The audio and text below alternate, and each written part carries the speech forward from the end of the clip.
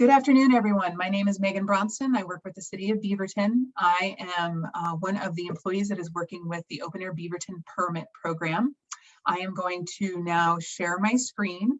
But before I do that, I also wanted to introduce my co-host, Katie Kiyotami, who I will be passing on the mic, so to speak, to midway through our presentation to talk about the Open Air Beaverton Grant Program. Can you want to say any hellos? Sure, thanks, Megan. So I'm Katie Kiyotami. I work in our city's development division, and I'll be managing the Open Air Beaverton Grant Program, which will be providing various types of grants to businesses citywide to support the creation of these outdoor service areas. So I'll be speaking a little bit later in this presentation on the details on those grants, and we'll make sure that our contact information is posted on the website on the Open Air Beaverton grant page for both myself and Megan and our permitting divisions for permit specific questions. Wonderful. Okay, can everyone see my screen, the PowerPoint presentation? Wonderful. Yes. Okay. So a little bit of history. Let's go in the way back time machine. So March 2020, pandemic hits. We create our first permit program.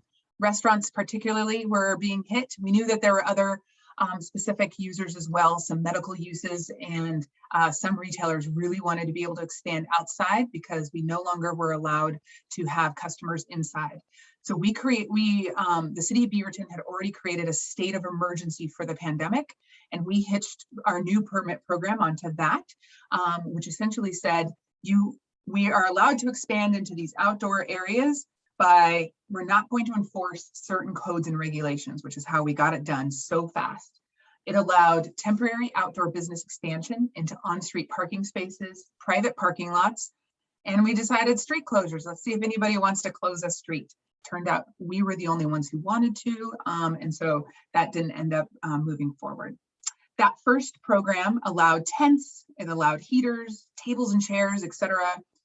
We did not allow rigid structures made out of wood and that sort of thing. We hadn't figured out how to safely do that, and we wanted this quick. We provided these orange barricades that you'll see at the bottom right, filled with water for all of the on-street spaces. We provided that at no cost, just to make sure that these were nice and easy and quick, because we knew that restaurants, etc., were in desperate need of these. So fast forward, by January 2021, we had 23 businesses permitted citywide with outdoor service areas. By May, staff was presenting in front of City Council, who was making a decision that the businesses and customers were asking for these to be permanent. People actually really loved that these were in place. They loved what it did to their community. The businesses loved the additional square footage and ability to have customers come in, especially again during the pandemic. And they wanted this to be an ongoing post-pandemic activity. So in summer 2021, we did additional outreach just to ensure this was really what people wanted. There was a parking survey, a downtown parking survey that was going out anyway. It had over 1,200 responses from customers, business owners, and employees. And overwhelmingly, that activity plus additional outreach that was conducted said, make a permanent program. And so we did. October 2021, City Council approved by ordinance a new Open Air Beaverton permit program that allows expansion into public on-street parking spaces, private parking lots, and public sidewalks. In November 2021, that program went live and we began accepting applications. So how does this new permit program that's permanent work? Maybe what are some of the differences between the former one and the current one, if you happen to be somebody who had a former program? Everything I'm about to tell you is available at this website. So I'm about to throw out a whole lot of information and you're not going to remember it all, but you can just go to beavertonoregon.gov/open-air and find all the details that you want.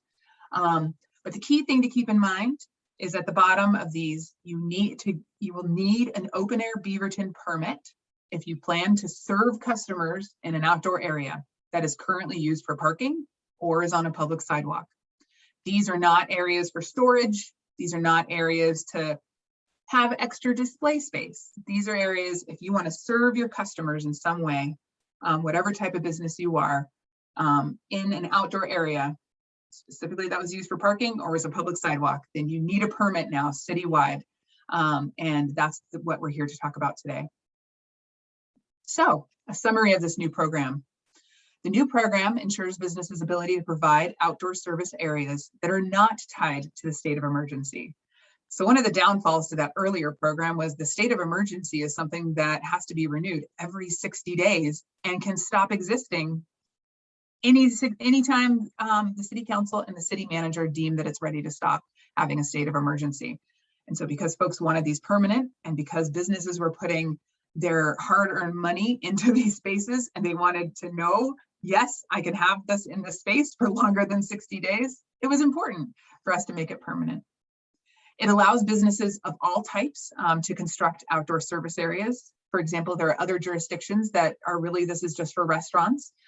Any commercial business that wants to do customer-facing business outside is allowed to apply for this. It requires that outdoor service areas comply with fire life safety codes, traffic codes, and ADA code regulations. Now, again, the way that the temporary program previously, the short-term one, had worked was we said we're not going to enforce some of these rules. Well, this new program says it's permanent. We of course need to enforce these rules. And so some of the changes that you see are going to require that those who had outdoor service areas under the previous earlier program might have to make some changes so that way they can meet fire life safety, traffic, or ADA type codes. But we will try to make those as painless as possible, and we'll help you through identifying what those are. And the issue, this one issues permits to businesses citywide so that they can construct and maintain their outdoor service areas. That's what we call these specific areas, outdoor service areas. So where can you build an outdoor service area? They are allowed citywide everywhere except industrial zones. Now our zoning map is very colorful, and zoning is basically where we segment parts of the city and we identify what uses are allowed inside of that specific area. We don't have to dive down deep into this, but you'll see on the map here on this that the medium blue color are the industrial areas. And so specifically those areas cannot apply for open air Beaverton permits and cannot utilize this. You'll see there's some over in the Western Avenue side. There's a couple spaces a little south of Nike, and there's one little tiny spot up near 26.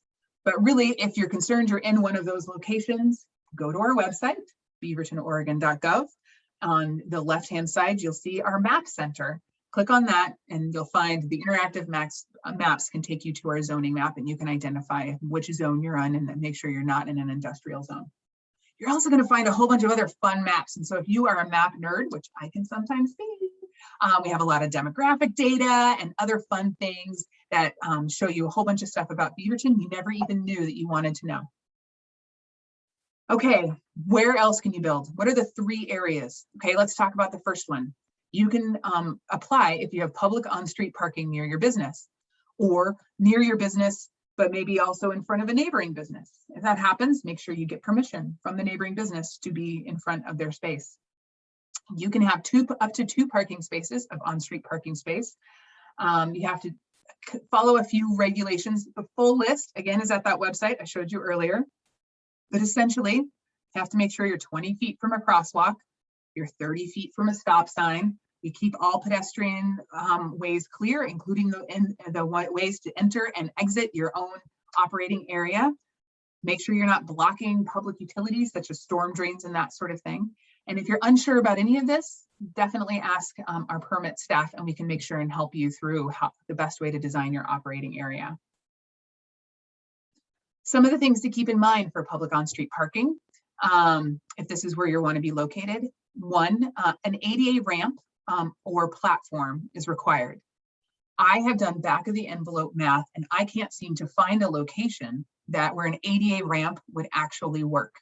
You have to have so much length to get from the sidewalk to the bottom of your space. And then you have to have a landing zone at both the top, frankly, and the bottom so that wheelchairs can circle around. And finding a space that is wide enough and long enough to either do it at all or do it without basically taking up almost a whole parking space is not something that I have necessarily found, but you are welcome to go find the case where that's something that you do want to do. Or you could do a platform. Now, platforms cost money. So basically creating a deck that is at the same level as the sidewalk. But then you have the whole real estate can all be yours for use for your business. And frankly, because we're requiring this, this is one of the reasons why City Council wanted to create a grant program to help with the cost, because this was not a cost that was being required before. You will be required to have railings or adequate barrier to ensure that your tables aren't falling down into traffic. We want to make sure of safety. Now, we did figure out how to do overhead structures. So overhead structures are allowed now. They weren't allowed in the previous. You can still also keep your tent, or you can have no covering. Now, the thing with the tents to keep in mind is that the state fire code actually restricts tents to only being allowed to be up 180 days within a 12-month period, i.e. 6 months of a 12-month period. And while the state fire marshal has temporarily lifted that regulation for COVID purposes, we fully anticipate it to be reinstated, and we have not heard that they're planning on changing that rule anytime soon. So again, another reason why paying attention to Katie's discussion about grant programs. So if you want to be able to build a rigid structure, so that way you don't have to worry about only being allowed to have it up for 12 months or 6 months of the year, would probably be beneficial. All platforms or rigid structures will require stamped drawings for a structural engineer. That's also something to keep in mind, that you can't just design it on the back of an envelope and have your friend and you put it together. You are going to have a professional look at it to make sure that that it's safe for people to use. Okay, so that was on-street parking spaces. You can also use private parking lots. So your operating area can be at a minimum of 2 parking spaces. Frankly, it depends on which zone you're in within the city. Again, think back to that zoning map. It also depends on what type of business you are and how many businesses are in your building. Are you a single tenant building? Or are you a multi-tenant building? It gets a little complicated. And so that you have a minimum of 2 spaces, but what's your maximum that you can possibly have? You're going to have to frankly call our staff and with your building address and stuff to really find that out. But there's a whole bunch of other things to keep in mind, similar to the previous slide. Can't block ADA parking. You have to be a minimum of 10 feet from a fire hydrant. You can't block bike parking. You can't block the drive-through areas, any of the egress that traffic has to be in, all of those sorts of things. And again, there's a nice list at beavertonoregon.gov/open air. So another couple things to keep in mind. I probably should have kept my comments about number until I showed the slide here.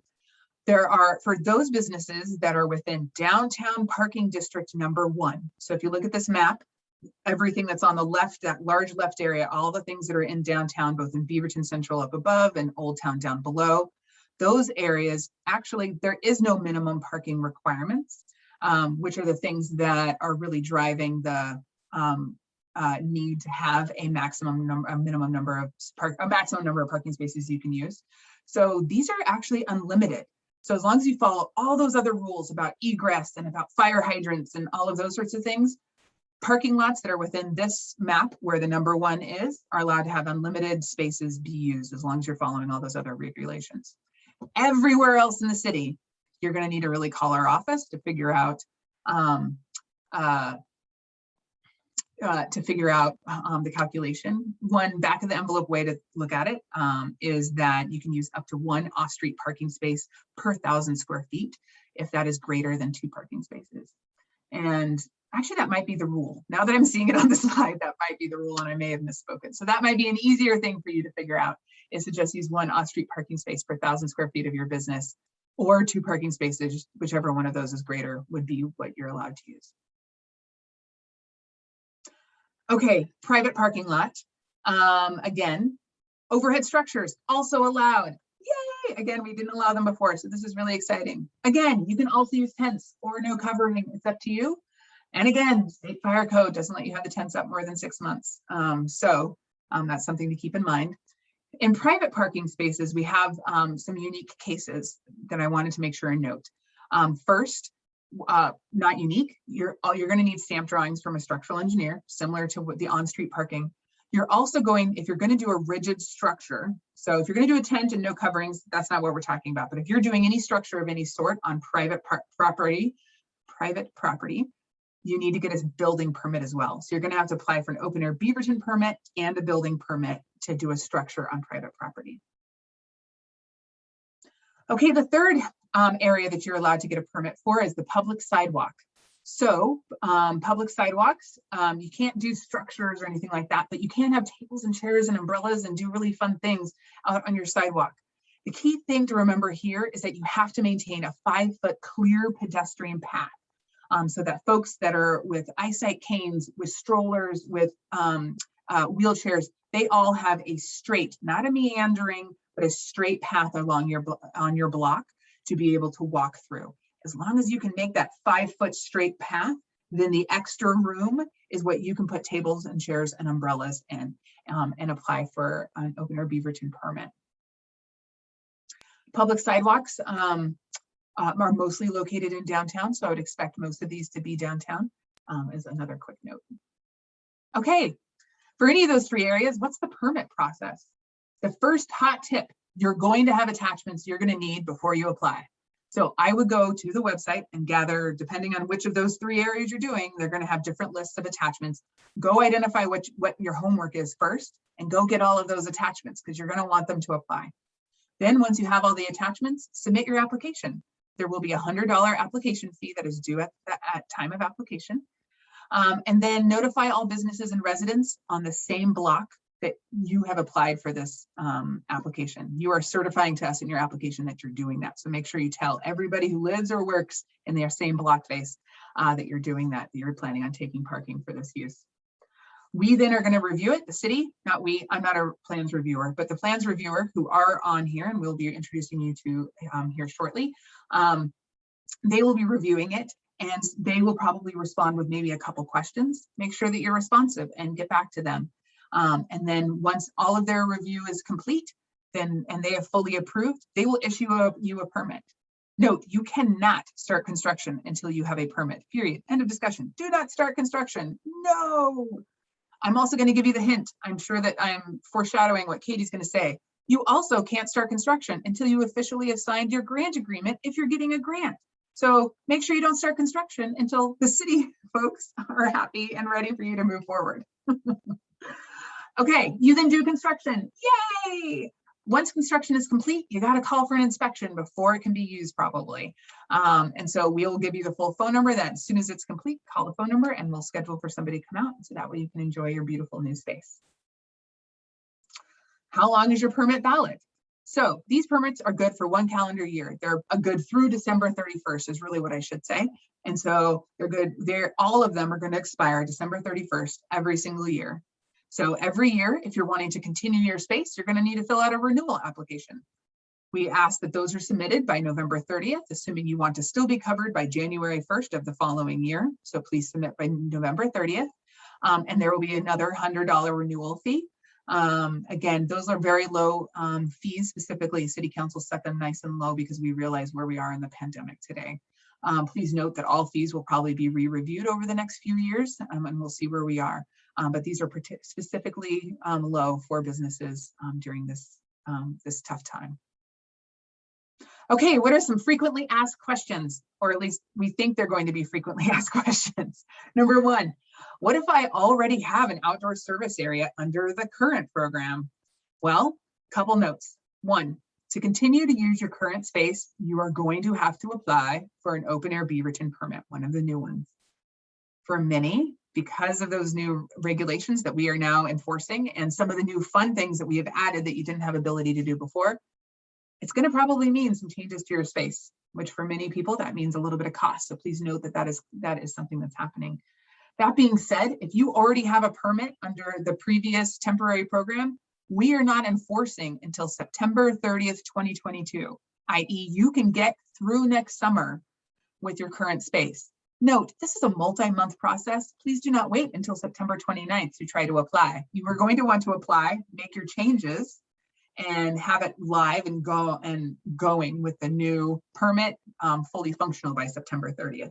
So please make sure, I would recommend be applying by the beginning of summer would be my recommendation, or apply tomorrow, whichever one you prefer. But know that September 30th is when enforcement, so i.e. if you have a space that is no longer following the current regulations, you could be ticketed and fined.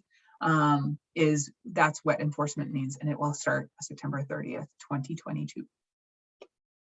What if I already have an outdoor service area, but I never asked for a permit because I didn't know, COVID was crazy. So knowing about this new permit program that the city created is not something that we're assuming all restaurants were paying attention to, because while we pay attention to what we do, that doesn't mean everybody else is stalker watching us or whatever to make sure that they know everything we're doing.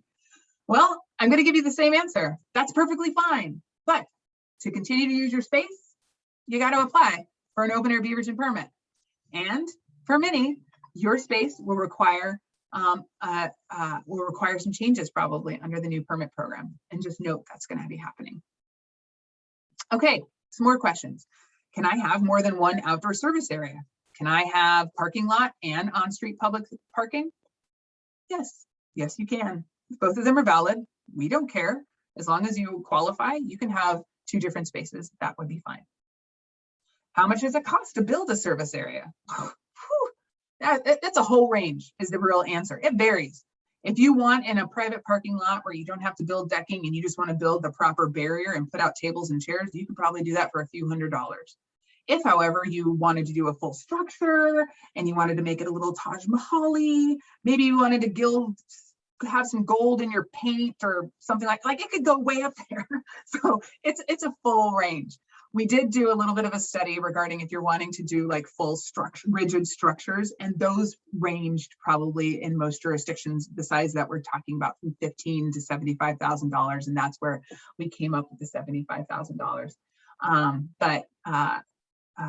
Yes, but the pricing does range. And is there funding available to help me afford this? Why, yes. There is, at least for rigid structures and for decking. And for that, I would like to pass it on over to our grant manager, Katie Kiyotami. Great, thanks, Megan. I'm going to have you control the slides for me while I'm doing my part of the presentation.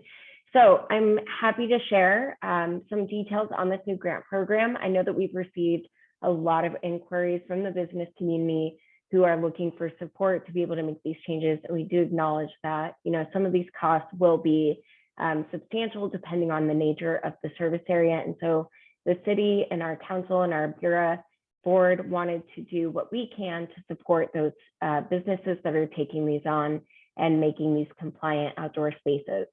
So in November, our city council approved the use of federal ARPA funds as the American Rescue Plan Act to allow us to spend up to $230,000 to create a program over the next 3 years. That's the initial bucket of money we have to work with. We are looking at this as a temporary program, depending on how things go. But if there's an increased demand for it, then that may be a future conversation about extension. But for right now, the goals for this program over the next 3 years are primarily for us to support businesses that explicitly need to expand their services outdoors. So specifically looking at use types where that is becoming either increasingly desirable or necessary as a result of our recent experiences through the pandemic. We're also looking to support businesses that need financial assistance, businesses that cannot afford to absorb the cost of creating these areas themselves. And we want to be supporting businesses that currently have areas, these service areas, but maybe it's not code compliant. Businesses that threw something up at the beginning of the pandemic so that they could meet a demand and keep their business alive, and now are faced with the costs of adjusting that area to make it compliant under the new ordinance. We especially want to support what we can in that regard. And last, we really want to provide me as a resource, as staff, Megan as well in some cases, and others, so that we can support businesses who need assistance in finding qualified help to be able to produce designs for these service areas, and also maybe need a little hand-holding through the permitting and construction process. So that's something that we'll support and provide as well through these grants. Do next slide for me, Megan. Thank you. So The grant eligibility here is actually really broad. So essentially you just need to be in Beaverton city limits. We only have two types of businesses that are not eligible for a grant. One is a national chain. We have a few exceptions to that, and more details about those exceptions will be available soon in the program guidelines, which we're intending on releasing in the next couple of weeks and will be listed on the website where Megan linked previously. And then we also won't be awarding grants to businesses that are closed to the public in a members only fashion. So businesses like a brewery or a bar that has an age restriction to enter, those are eligible, no barriers there. But specifically, we're looking at things like Lions clubs or membership clubs where you have to pay to be a member with an organization in order to gain access to a building. So we'll have two different types of grants for this program. One are design grants and the other are called construction grants. So with the design grant, this is not a cash grant, it's an in-kind grant. And what that means is that the city of Beaverton will actually go out and hire a designer to produce a design for your service area. So in this case, we are about to put out a request for qualifications to solicit responses from design firms of all different types. We'll be looking for folks who work in every way from landscape architecture to urban design to structural engineering and architecture. So, we'll have a range of different types of designers, and depending on the nature of the service area, we will select a designer and engage them to produce a design for your project. So for those who are interested in applying for design grants, it's going to be a pretty straightforward process. They simply need to complete an online form, which we're producing now and will be live in a few weeks. I'll share the date in a bit here. And they'll need to upload a W-9 form, which is an IRS standard form, which will be linked and available in the application. This process, the application is simple, but it is a few month-long process. So it's a 3 to 4 month process-ish once we get the grant application submitted. And that's prior to applying for your Open Air Beaverton permit, which Megan described previously. So you will need a permit after you go through this process. So we have a series of meetings where you meet with your designer and your designer gets a sense of, what does your service area need to function? Where is it going to be placed? What kind of aesthetic are you looking for to make it work for your business? What's your budget? All of those things. And based on the responses, they'll produce final permit ready drawings. And you will have those drawings and those materials as well as one cost estimate for construction so that you can take those drawings, you can submit them for your Open Air Beaverton permit. And then once you're in for your permit, you are then eligible to apply for a construction grant. So if you can do the next slide, Megan. So construction grants, you can go through the design grant process and then apply for a construction grant. So you can get both types of grants. Or if you would rather use your own designer and move faster, because our timeline, granted, we're a government agency, it takes a while for us to get grant paperwork in order, it can take a little longer. And so if you don't want to wait for that and you'd rather just be ready to go, you can work with your own designer on a faster timeline and apply for a construction grant right away with your own design. So in this case, these are cash matching grants. So after you have your design ready to go and your permit ready drawings, you have applied for your Open Air Beaverton permit that is required to apply for a construction grant. Then you submit this application. Again, it's an easy online form. And the grants that we're giving out through this are cash matching grants. So it's 70% of your project budget up to $15,000. So if you have a $10,000 project budget, that's your cost estimate from your contractor, says it's going to cost $10,000 to build, you would submit that with your application. And if awarded a grant, you would receive a grant of $7,000 to put towards that $10,000 project cost. We are doing something new as an effort to make this process more equitable and support smaller businesses that don't usually have a lot of cash flow. And so as part of that, we're now allowing grantees to request that they receive half of the funding upon signing the grant contract. So previously with some of our other grant programs, everything is a reimbursement. So you have to wait till you're all the way done, finished with construction, you've paid everyone, and then we pay you back.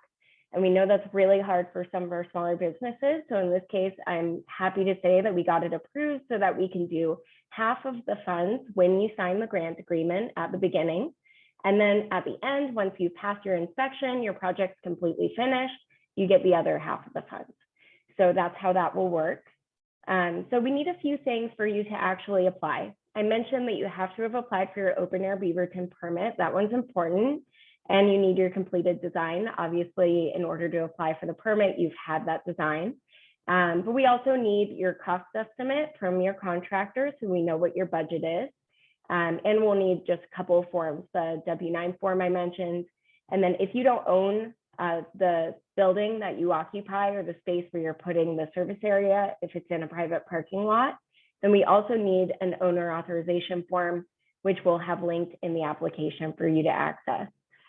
This again is a 3 to 4 month process. So that does mean that if you go through a design grant and then a construction grant, in total, depending on the timing and how ambitious you are, how quick you respond to certain things, the process can take up to 8 months to do both grants, but that does include construction of your service area at the end, right? But we know that timeline doesn't work for everyone, so that's why some folks will just do one or the other and not necessarily both.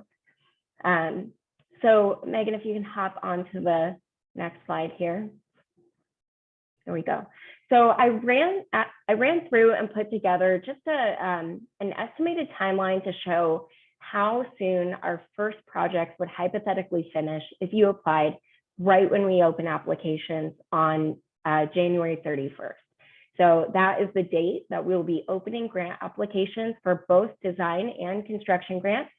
And the website here, you can link to it if you go to the website that Megan mentioned previously, but it's for our grant specifically, it's beavertonoregon.gov/OAB grants.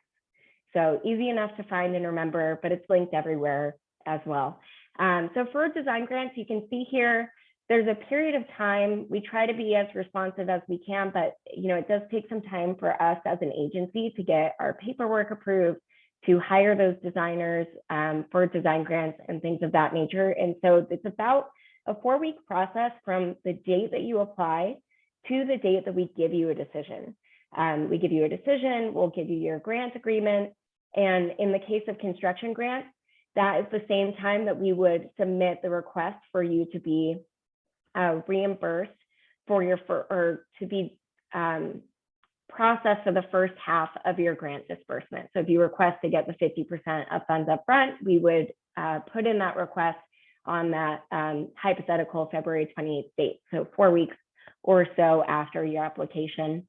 Then you go through a series of meetings. You can see here on each side, there's different meetings in the process, different application. Overall, once you get to the end of this process, our first design grants applying on January 31st are looking at finishing their design grant process in early May.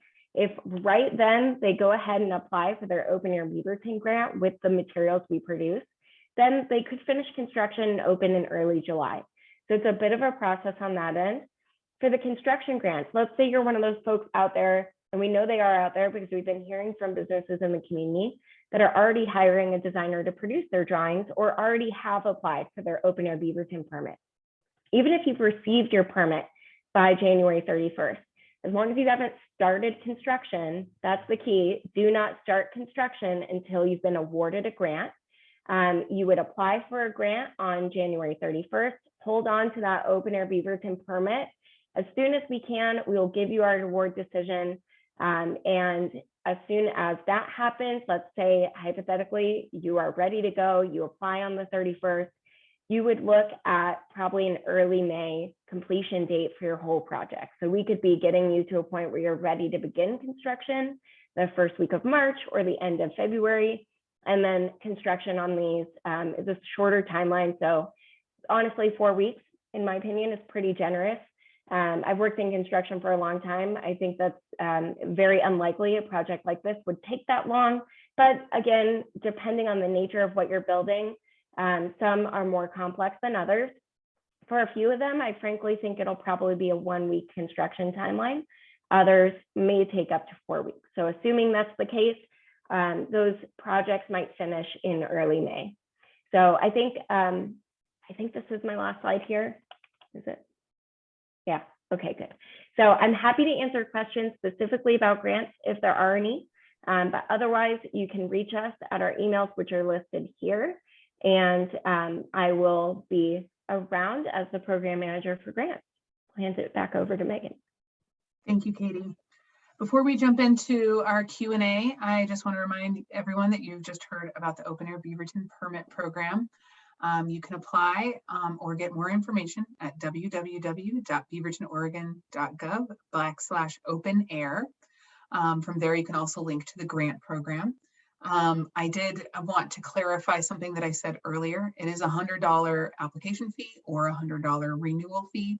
We do have a technology fee that we have to apply to all of our permits. So technically it's $103.50, I believe. And so I just wanted to make sure that I was not misinforming everybody watching this video. And with that, we're going to stop the recording for now, and we will start our question and answer.